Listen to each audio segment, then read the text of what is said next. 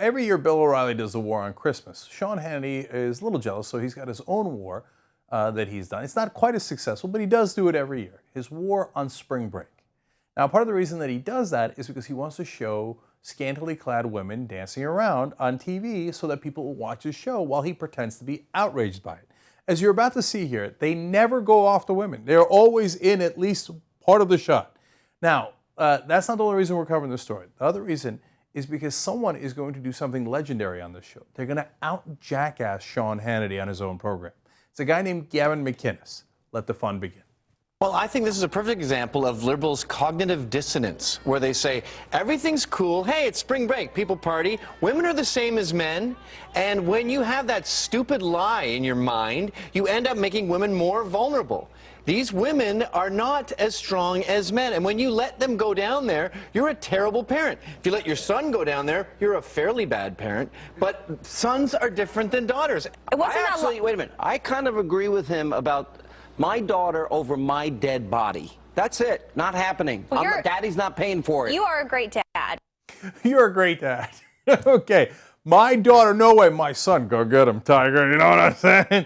Under that logic, I hate to break it to you, but your son would be partying with another dude. Okay? You're basically advocating for a sausage fest spring break, okay, which is pretty anti-American. All right, they're going to make it worse. Let's keep watching.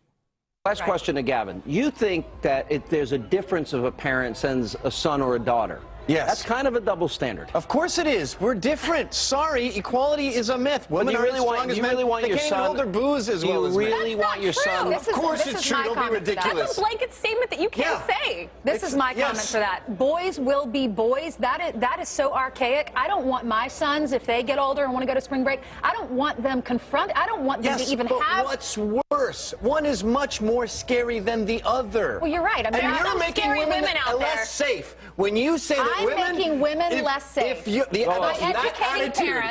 attitude makes women less safe. When you say, oh, boys will be boys and girls will be girls, they're all the same. No, women are more vulnerable, and they're going to go down there. So the most you can do is just drill into your daughter. Right, boys sometimes can be worse. So drill that into your daughter and say, you're weak. You're vulnerable. You're not a superhero. You're in danger. Why don't we drill it into our sons? We do. They go to jail for 15 years for these crimes. Just when you thought Fox News couldn't get any worse. Drill into your daughter's head, you're weak. I got a daughter. That is the last thing in the world I'm going to tell them. Look, if you're talking about a situation where people are drunk and somebody could take advantage of you or attack you, of course you tell them about ways to protect yourself and how not to get in danger, but you don't do it by drilling into their heads, you're weak. You're not as strong. And look at these guys bullying the two women on the panel saying, don't be ridiculous. It's a fact. Men are stronger and better. What are you doing? That's why men have to be manly men and go to spring break with only other men and get oiled up and have some real manly fun. Well, I'm opposed to that. Here's my final judgment on spring break. I believe it should be for men and women. Call me an American.